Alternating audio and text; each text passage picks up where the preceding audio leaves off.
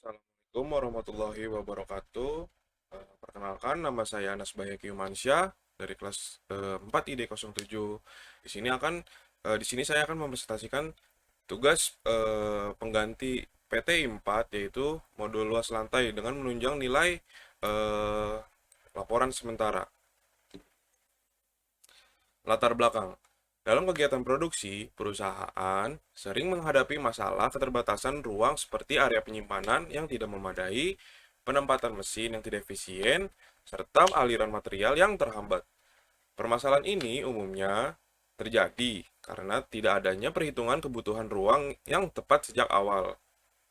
Untuk mengatasi hal tersebut, digunakanlah teori luas lantai, yaitu metode perhitungan yang mempertimbangkan ukuran mesin, kapasitas mesin, perhitungan mesin, tinggi tumpukan, jumlah produksi, serta allowance agar seluruh aktivitas dapat ditampung secara aman dan efisien.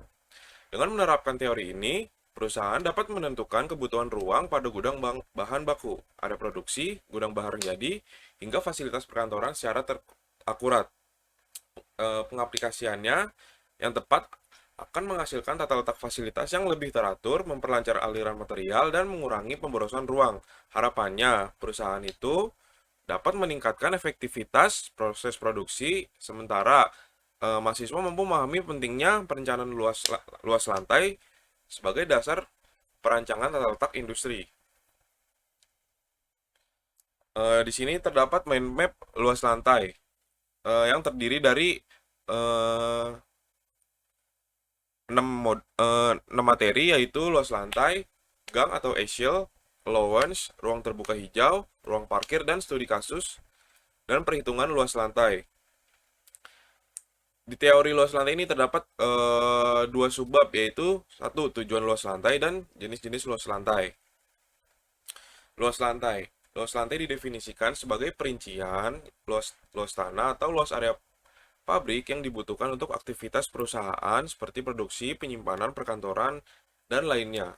Ini menurut ahli, yaitu Wik Wikjoso Wikjo Subroto tahun 2013. Perencanaan luas lantai yang diperlukan harus dipertimbangkan sejumlah elemen penting untuk menjamin efektivitas dan efisiensi operasional. Beberapa elemen penting yang harus dipertimbangkan yaitu luas mesin, luas luasan ruang gerak operator, luasan penumpukan bahan yang akan diproses dan setelah diproses, lalu serta luasan untuk kegiatan pemindahan bahan. Itu menurut Hadi Guana tahun 2008. Terdapat 5 faktor utama yang mempengaruhi kebutuhan luas lantai, yaitu satu, alat angkut, dua, cara pengangkutan, tiga, cara penyimpanan bahan baku, empat, aliran pengangkutan, dan terakhir itu kelonggaran. Gang atau aisle. Gang merupakan luas daerah yang digunakan untuk memfasilitasi perpindahan bahan. Gang yang lurus merupakan ciri-ciri tata letak yang baik dan bertujuan untuk mempermudahkan perpindahan aliran bahan menurut Hadi Guna tahun 2008. Gang dalam pabrik tidak hanya memfasilitasikan perpindahan bahan, tetapi juga berfungsi sebagai alur utama untuk berbagai aktivitas operasional. Dan di sini terdapat kegunaan gang menurut Wikjo Subroto tahun 2013. Satu, material handling. Dua, perpindahan personil dari satu tempat ke tempat yang lain. Tiga, pergerakan produk. Jadi dari pabrik. Empat, pembuangan limbah industri. Lima, pemindahan alat produksi untuk maintenance. Enam, pergerakan pada saat kondisi darurat. Allowance yang harus diperhatikan dalam perencanaan kebutuhan luas lantai adalah luasan mesin, luasan ruang gerak operator, luasan penumpukan bahan yang akan diproses, dan setelah diproses, serta luasan untuk kegiatan pemindahan bahan. Luasan pokok kemudian ditambahkan allowance yang bertujuan mendukung kelancaran kegiatan produksi menurut Hadi Guna tahun 2008.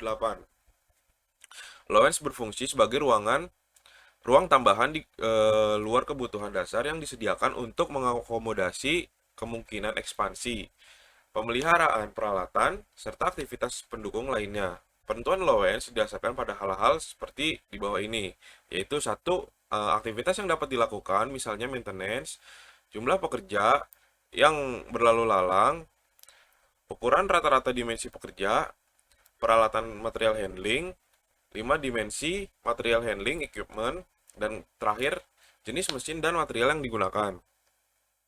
Ruang terbuka hijau. Ruang terbuka hijau adalah area memanjang atau mengelompok yang penggunaannya lebih bersifat terbuka, tempat tumbuh tanaman, baik yang tumbuh secara alamiah maupun yang sengaja ditanam. Disarankan agar ruang terbuka hijau ini ditanami dengan tanaman yang sesuai dengan lingkungan lokal, mampu menyerap zat pencemar, memiliki ketahanan hidup yang lama, dan memiliki daya serap air. Secara keseluruhan, ruang terbuka hijau ini untuk kawasan industri minimal sebesar 10% dari total lahan berdasarkan Peraturan Menteri Perindustrian Republik Indonesia Nomor 40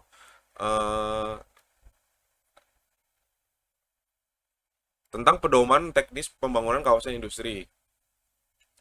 Ruang parkir. Ruang parkir adalah lokasi yang ditentukan sebagai tempat pemberhentian kendaraan yang tidak bersifat sementara untuk melakukan kegiatan pada suatu kurun waktu. Tujuannya yaitu adanya ruang parkir adalah untuk memberikan fasilitas pemberhentian kendaraan serta menunjang kelancaran arus lalu lintas. Satuan ruang parkir atau SRP adalah ukuran luas efektivitas untuk meletakkan kendaraan mobil, yaitu mobil penumpang, bus, truk, atau sepeda motor lainnya.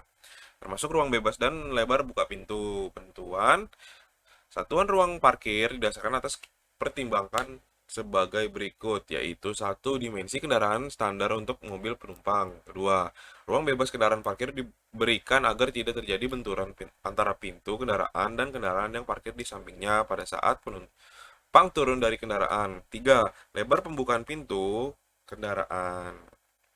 Studi kasus dan perhitungan luas lantai.